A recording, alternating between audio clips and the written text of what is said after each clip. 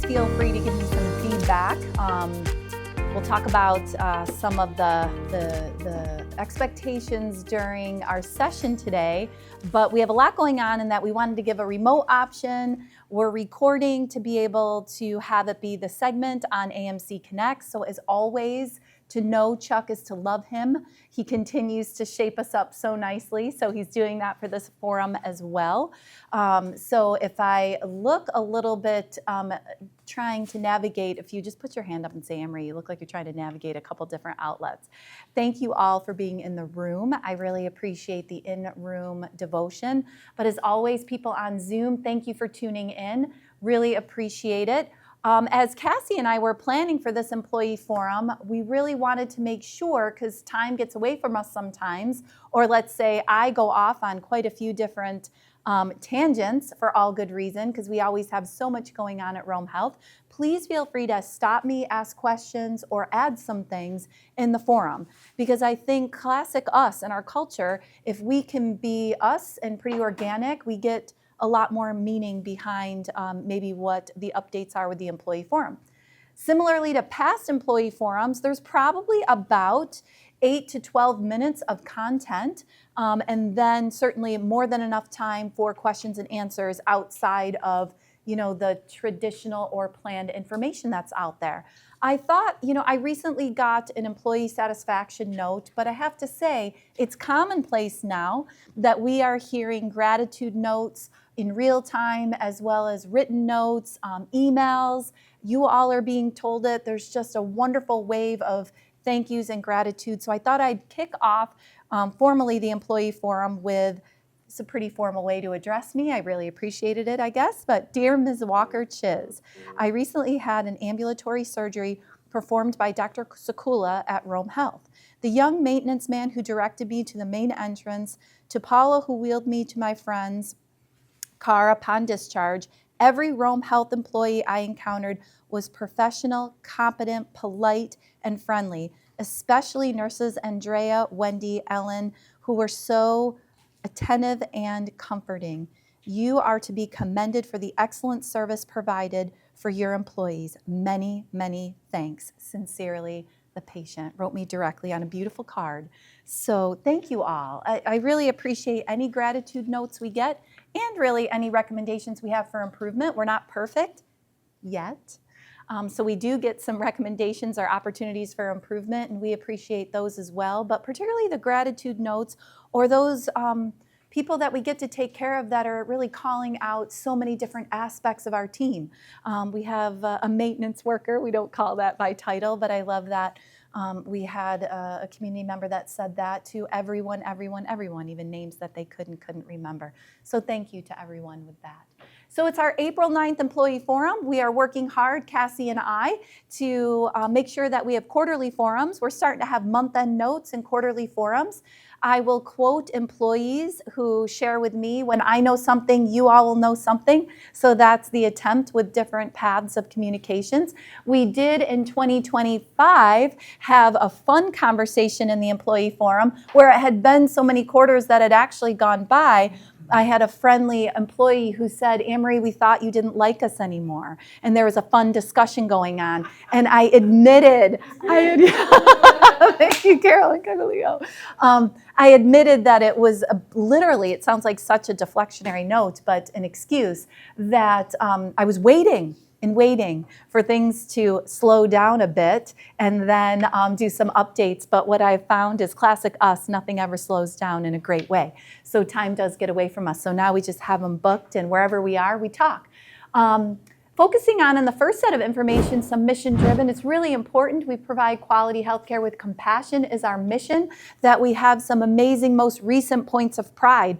At the end of 2025 and the beginning of 2026, we talked about some incredible milestones that were achieved in 2025, but we have already in the first quarter of this year seen some amazing accolades that we've had. We do have our wound center that has a center of distinction that was just named. That's hot off the press, unbelievable.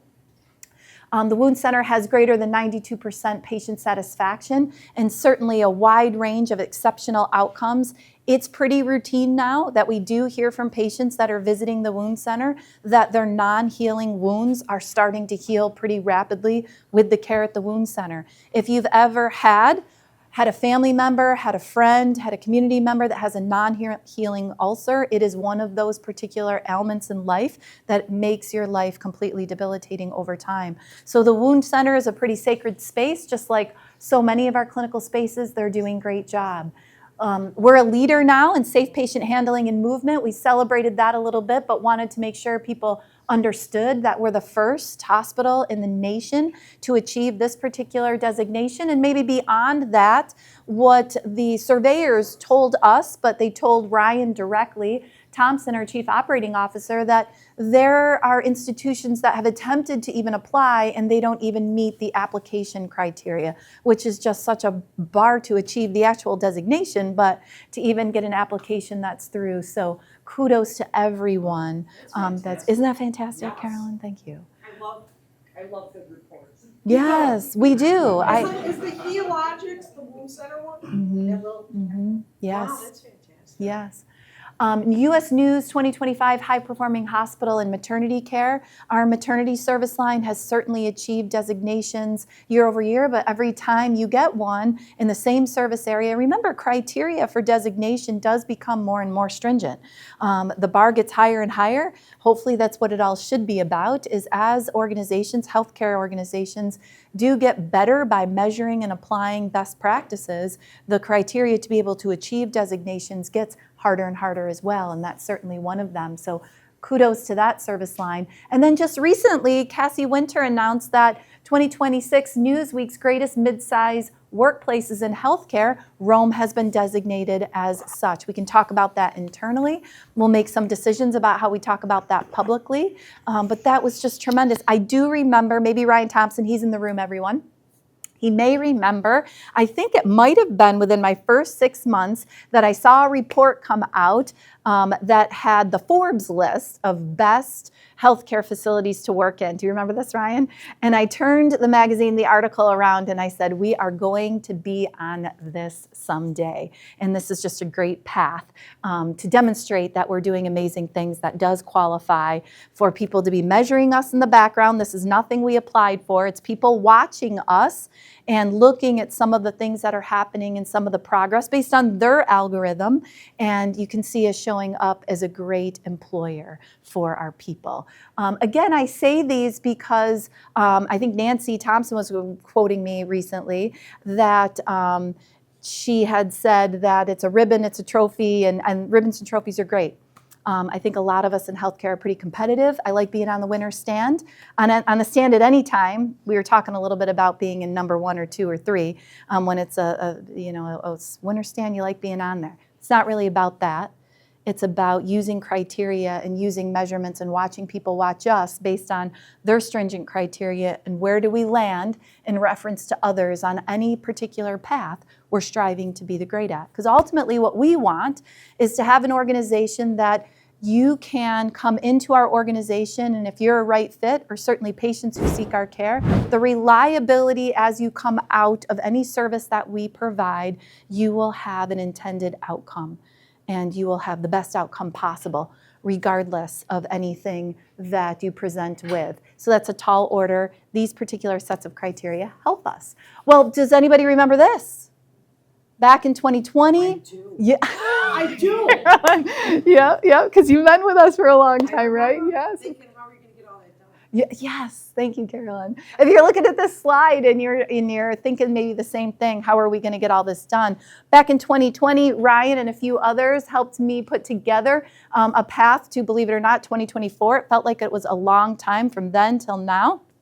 There was a lot of great things that had been happening at Rome Health, but when I joined the organization, it was time to kind of take a look at what could be done based on the greatness with which we already had.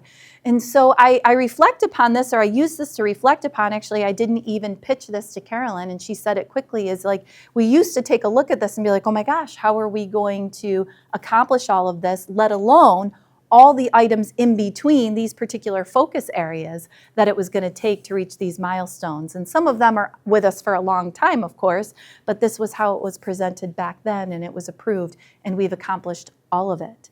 Even so, maybe a bit later than we had intended, but that was with purpose as well, because we didn't really realize that at the time, back in 2020, that there was going to be grant funding to help support stronger IT structures. So if you are holding me accountable to dates, we nailed almost every date along the way, but a new electronic health record was one that was intended to really solidify at the end of 2023 as we entered into 2024, but we missed that with purpose because we had known about grant funding that was coming. So we needed to make sure we were thoughtful about how to be able to do this. The other kind of part of the picture that matters, including timing and projects and all of that, was a race to get to 2%. 2% margin. We have to make sure, we hear about this quite a bit from all of us, from our employees, that sometimes it feels like healthcare is just a business. That's not why I've gotten into healthcare. Fortunately or unfortunately, depending on how you view the world, it is. Even though we're non-for-profit, healthcare is an entity that does require a lot of financial stability to keep going. One measurement, there's some parts across the country that would say they would laugh at us striving to get to a 2% margin because their margins are much, much higher in other states. But in the state of New York, particularly upstate New York, we've been trying to make sure that we are on a path to stability. We don't want to need anybody else's supplemental funding. We want to survive on our own. We need to figure that out. So a big part of this path was investments that needed to be made so that we could try to achieve a financial stability. We're still on that path, but we still have good work to be done. Thanks, Cassie. So in short, being a stable organization defined as a 2% margin generated from operations. There's been times over the last 5 years that we've had a 2% margin, but it's been because of some supplemental funding that's come from the state. We're very thankful for the state for all that they provide Rome Health, but we have to acknowledge and embrace, I have for a long time, but certainly back in 2020, there will come a time, likely, where supplemental funding is not going to be there or look the same. And it's upon us. We're starting to hear about that now. HR 1 was approved, and in that approval process, we've already talked a bit about that the trajectory of those impacts do impact Rome Health quite a bit. 2026 is really a discovery period. 2027 we'll start to see some of those impacts, and in the end of 2028 really in full effect. So making sure that we're really shoring up operations in all of our services so we can continue to stay viable, if not thrive, of course in different ways. And so the financial pillar is the same. So acknowledging the pace of change and some focused efforts, and we'll certainly talk through the first quarter, but we kind of adapted this softly among some of our teams that we kind of want to make sure that we always go 65 miles an hour. Does everybody like on the highway, do you like always go the speed limit? Does everybody? Yeah, I know. Like, yeah. But who likes to go fast and who gets upset about people you might go, that go slower? Are any of you like that? Like you're behind somebody that's going 55. Okay, people are shaking their heads in the room. So we kind of adapted, well, if the speed limit largely in New York State, give or take on the highway or the thruway is 65, we want to make sure operationally that Rome Health is always going 65 miles an hour. We don't want to go 68 or 70 because we think that might be too fast. And if we go too fast or the workload gets too high, then we can get burnout. We don't want to do that. But we don't want to be annoying either and drop down to 60 or below. We don't want to annoy Chuck. We don't want to go too slow, and we don't want to be, because if we go too slow, then that means potentially we won't be able to keep up with where we need to. So we want to go 65 miles an hour. So kind of we'll get this out publicly. It's been in some smaller circles that we want to stay at 65 miles an hour. We could just hit the cruise control, right? That's what we're kind of going for. How to be able to do that? So many of you are leading us through because it's pretty tough. It kind of comes from a discovery of what is standard work, because sometimes that's not clear. Sometimes we get to know what standard work is, meaning what do we do every day to ensure that we can go 65 miles an hour so that we're not going 80. There's been days recently in the last 18 months, many, that we've had to do like 80 miles an hour to keep up with our patients or to keep up with what's going on. We hear that in flow sometimes or as patients are presenting, we just feel overwhelmed for the support that we have. Or we have days that we might feel pretty good because we get to kind of kick off our feet and have some bonbons. I don't know anybody that's ever doing that, no matter what. You guys don't. We work hard. But sometimes the pace of the organization has slowed right down. We don't want either, because either is not going to be healthy for us. But some shrink to grow philosophy, that's been something that we've, again, those kind of quiet conversations we've had for the last 5 years, now we're really putting it out there pretty strongly as part of maybe some standard operating components or concepts to really embrace to try to create our 65 miles an hour. So that shrink to grow philosophy actually started with the concept around the medical center coming to the main campus. And it was really an external message that we're trying to communicate, because it was different when in the past when practices were growing and that it was an actual site that people thought we get closer to patients, and we had to shift and change a little bit more. So the medical center and the greatness with which was that 2023 opening, big lift, we accomplished that. It actually started there and yielded some tremendous returns, and we're still working through that and discovering the optimization of what our medical center can offer our patients, first and foremost, community, and then our organization. The pre-post PACU and procedural unit, wow, right? That's going on as we speak. We're in our first 4 days. They're doing amazing. We took 3 different departments and are bringing them together, honoring those specific specialties of PACU, endoscopy, and AM surge, and bringing them together in one physical unit, as well as trying to pick apart and select some key value streams that people have to grow and do some competencies differently. Before I came up here, I just walked into Ashley's office because I don't think I had done this yet, and I should have. 4 days in, wildly successful, not without opportunities for improvement, but her and I, like, all of a sudden, like, went into some different conversation. I said, Ashley, let's just look at each other for a second. Great job to the team and everybody who supported this particular move, because it's a big lift and we're taking great care of patients, first and foremost. That's what that means, and we'll work through the rest. And the better use of people and spaces, and it was, some people think shrink to grow means we're gonna have less people taking care of patients. No, but we're hopefully gonna have designs that there's so many more patients that we get to expand services in a way. It's just a little bit different because it's site different.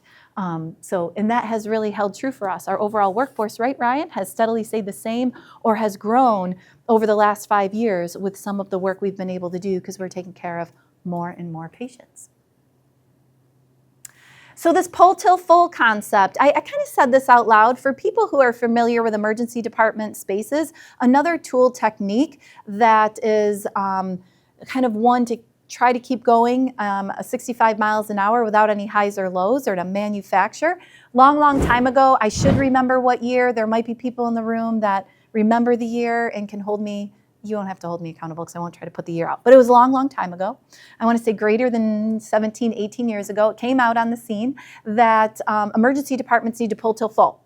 They were changing in terms of communities. All the things that we hear about today with emergency departments was actually starting to be talked about many years ago. And there was a best practice concept that was put out there to pull your patients till full. And there was a variety of different changes that would take place, that as soon as patients entered and crossed the emergency department waiting room door, that there would be different ways to be able to triage people and get them to where they needed to be, because of obviously the variety of different ways people present to an emergency department. And so some of us have been really kind of thinking through, could we use that same concept in other ways, in primary care or in some of our office specialty practice settings? What does the community need from us, and how neat would it be? There were some trials last year. Again, Kristen, it's a lot of you today. Kristen and others kind of trying to help make sure that people were utilizing the emergency department and our primary care well, that we would proactively reach out to patients who may suffer from chronic conditions and are visiting the emergency department a lot. Could they come in for a regularly scheduled appointment, maybe off cycle or something? That's a pull till full concept. Wow, the satisfaction goes sky high. The ability to make sure that our work day is taking care of patients versus canceled appointments. And so there's a lot of great activities going on with pull till full. We want to actively manage some things. Another great example is we've had some softness in peri-op or surgical services over the years. We've had at different times, whether it's surgeons' time off, or it's just the way patients are flowing within the community, we'll have highs and lows in terms of volumes and peri-op services. Well, we have a backlog of patients who really need access to GI services, colonoscopies, endoscopies. Could we make sure we work with people to use some of that surgical services time or staff's time to be able to take care of that backlog of patients and smooth out our day? So we've been exploring that over the last 3 months, and we've had a win-win-win again. Patients are very satisfied. For the last year and a half, if I heard from one patient in the community a day, I heard from many that cannot get in to some critical services like GI, like imaging, and we want to be the answer to that. So being able to smooth that out and have providers who are flexible, like our general surgeons that are competent to do those cases, that they're doing that, and we're smoothing out our time and services. Big deal. I think I've talked about this a little bit if we shift gears. Another major strategic project in addition to optimizing operations is our electronic health record that after path to 2024, and you guys were like, 2024 was like so ever ago, right? We're in 2026 right now, but here we are. We've launched a lot of information on our EMR selection process. I'll get right out there again because I feel like we got to say things, so much happening more than once. As people have repeatedly said to me or others, is it already pre-decided, our electronic health record? And the answer to that is genuinely and authentically no. It may feel that way and look that way these days because there's not a lot of vendors out there that can do what we're striving to do. So there's very few. We really want to stay away from best in class only, meaning that's kind of what we have today, is a variety of different electronic health records that serve that particular specialty best, but they don't serve us as a whole the best. And so that vendors are shrinking, but we had several stakeholders to reach out to. Many, I think in the end it was 9. Cassie kept me 9. There was 9, and through a process, we've been able to get to a place where we're going to demo 2 next week, which is very exciting. If you've been able to read behind me or on Zoom on the slide, and we've talked about this quite a bit. Nancy sent out some information. We had Dr. Attilio on AMC Connects. There's a set of guiding principles that we're working towards. They're really all equal in a sense of what we want to try to guide people into on how to make the best decision. So I would say it's not prejudged in terms of what, but the principles and the guiding forces behind the decision, well, that's really clear. We spent a lot of time on that in making sure that everybody believes these are the most important. Are they ranked in that order? Of course, I would say always safety and security is of utmost importance. Sure. It just always is, right? In safety and security, that obviously with patients, right? It's patient records and sacred information. Additionally, though, it's not something that lives with us every minute of every day. Hopefully, you guys aren't filling your heads with the fear that some of us live with every day, Nancy and myself, of cyber attacks. They're real. They're happening every day. They're getting smarter and smarter. Really. Unfortunate skill sets out there in the world, and that's something we have to make sure we guard against at all costs. Similar to what we've had to shift into in terms of entry points and exits on the main campus or any parts where we have services and employees going on, we have to make sure we can secure ourselves timely and effectively. The others are certainly kind of equal. We want to make sure that any system we have can touch on this with ease, the other areas of focus. We named the project. I thought that was huge. I was so thankful for people's engagement. I think we had over 250 responses of ideas and thought, and we settled on CareSync. Hopefully that's an example of me sharing with people. It was not what I voted on, although I loved it and loved the name. So I have an equal part in these decisions and in these ways that we're making decisions at this point in the project. I love CareSync. It was a great choice. It wasn't the one that, again, I voted for, but I'm really pleased we settled on CareSync. 5 factors for that decision. Financial assessment we're heading into. That's been ongoing from the beginning. We need and want to be able to afford not just the capital costs with which our grant will help us with, but we are looking at 5 years out. Can Rome Health continue to afford what it's investing in 5 years out? That's really important for us. I don't want people to be like, oh, great job, Anne-Marie, and then 5 years later, what did you guys do? Hopefully I'm here, but maybe not, and people don't like, my name becomes the swear word or something. You don't want anything like that, but we want to make sure we can afford it. The strategic assessment, of course, is something that we're working through now as well. We have good conversations going on. The technical assessment is something that we'll hear much more about next week when we do some demos, but Nancy and the IT team are doing a great job starting that and working through it, and vendor capability assessment. We want a good partner. I mean, I'll be honest about that. All of you work with people and stakeholders within healthcare where partners haven't been necessarily measuring up to our standards. And we've got some standards. Think about the way all of you serve each other and our patients and families. We want people to be taking care of us that way too. And not all vendors do that. So we're making sure that we have good questions and good connected points that we can do that judgment as well. So these were how the decision points kind of came down. The other part of the decision point in terms of a takeaway was that we wanted to make sure there was a vendor who had a presence in New York State. There's unique needs in New York State, accreditation, it's a highly regulated state. And so we want to make sure, again, that we're supported in doing that. So kind of right out of the gate, vendors that did not have a presence, a demonstrated presence in New York State, were really excluded. Thanks, Cassie.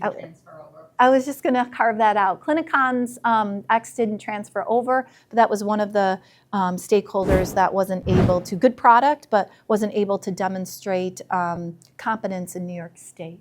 So we will be demoing Meditech, and we'll be demoing a partner for Epic product. Unfortunately, Epic does not have a program path to offer their solution to an organization of our size. Mid-size organizations are not one that Epic has spent time in terms of having a relationship directly. So being able to demo Epic, we would have to go through another institution that already has an Epic product, and there's ways to be able to connect on theirs.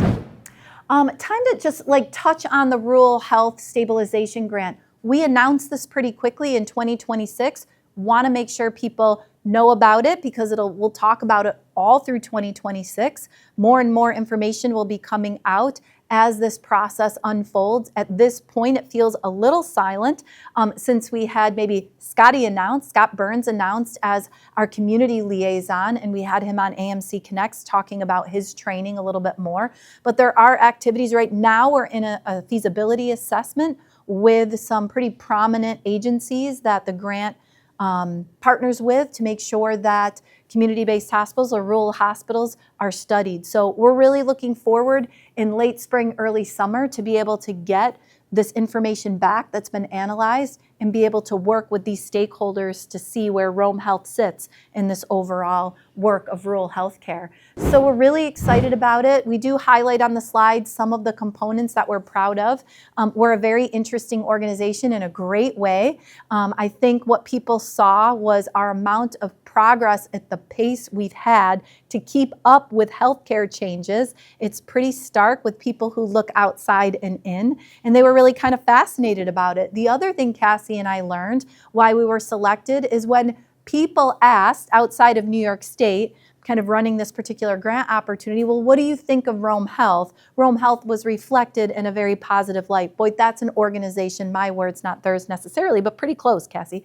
That's an organization that deserves this and you'll want to work with because they're ready to move, grow, and change. Nobody could actually have given me a higher compliment of our work together over the past few years because I think it demonstrates a lot of what's going on here. So really excited, a lot more to come. Rural Health Stabilization will be with us because all of that information, all of that expertise will likely result in decisions about our strategy. Stay the same, pivot, or change. It really will come down to that. When I know, you all know. I know nothing other than what I'm telling you at the moment. We do have some growth. We talked a little bit about this over the last few years. It's been about 4 years or just over that we have been working on our relationship with Turning Stone. This was birthed out of an idea that we want to be great partners with everybody else within our county. And Turning Stone is the largest employer in Oneida County. They have a workforce that's growing and changing and adapting, and how can we partner? So we've had multiple different phases that we've opened with our relationship of services with Turning Stone, doing great work. They're very satisfied. If not, we've exceeded expectations in our work together. But what's next is our medical center, our convenient care clinic, largely focused on the workforce of Turning Stone, but guests can also come, or other community members can go to that particular site and receive care, and it's going to be a multi-specialty site. So it's going to open when the Crescent opens up. I think it's like late June, early July. We'll have our section built, 5,000 square foot site of care and service with wonderful teams from Rome Health being able to start with their beautiful Crescent Hotel. If people don't see it, it's like you're looking down too much when you're driving. If you don't go, you're looking down too much if you haven't seen it. It's such a beautiful site. And so we'll be at the bottom, right around the Crescent Hotel, right in it, but on the first floor. So it'll be really visible. Some of our ongoing priorities to move forward so that we can make sure we have some time for questions is first and foremost to maximize access to care. Ease of access, convenient care without compromising anything has been a mantra of ours that has really served us really well. We want to make sure we continue to fill that goal. Optimizing staff capacity, we talked about quite a bit at the beginning. I think about this even myself. I have a different role than anybody else. Some of us represent lots of different roles. Whenever there's a high or there's a low, I always think back to what's the standard work? What's my behaviors every single minute of every single day that's creating such a, some of the quality experts in the world call it a sawtooth, if you were to plot out your workload, right? We don't want sawtooths. We want some normalization. So continuing to work on that is big. Reducing overtime, making sure that we're stewardly with every hour spent, that our workforce, ourselves, if we have high overtime because we're real busy, just so everybody knows, I don't necessarily think that's a good thing. That typically means that we might be heading towards a burnout period, and we want to offset that and look at that a little bit different, but paying attention to those things. Identifying opportunities for expense reduction. This is just ongoing good work that we have to continue to have competencies over. It does feel at times that vendors go to the same something meeting and that they all collectively come back and behave with us the same way. I don't want to talk disparagingly. I just want to say that the pressure is on in a way to not drive down expenses in partnership with healthcare agencies, and they need to be. So if we're working with vendors and partners, we have many good partners, great partners that understand what's going on in healthcare, and passing through their margins so that we don't have any is no longer what can happen in healthcare facilities. So really taking a hard stance on that in 2026. Our top vendors and our top partners have been spoken to. We've had collaborative conversations. They've come to the table largely, not all, but many, and have done great work with us to work to reduce expenses. What can we do together to make sure that we can have a stable steward path to use your services? If not, most, if not all, vendors will continue to be reviewed and make sure that they're measuring up in service and in cost the way they need to be. Or frankly speaking, we won't be able to afford to have them here. That's really where healthcare is in upstate New York. So there's a lot of that activity that's gone on in the past. Now is that time that that line in the sand is really being drawn. So there was, at the start of the year, the administrative team was really looking at a minimum of a 5% reduction of contracts across the board. That has been elevated to 10% as we start to look at things and look at different ways to be able to at least have a target. So a lot more work to be done on that. And again, we're a high-touch organization. So it's not to make sure that anybody, we all want value together. We have to make sure that we're pretty tight with that. And our safety culture survey by April 28th, please participate 100%. We always have a very good participation rate. We're always at or above the national goal for percentage, but to hear from everyone would be a dream come true for me. So 100% participation if we can. As always, I got overly emotionally attached to this here a couple years ago when Cassie and I had launched an employee meeting, but please stay informed, stay engaged, share your ideas, be flexible as we define our future together.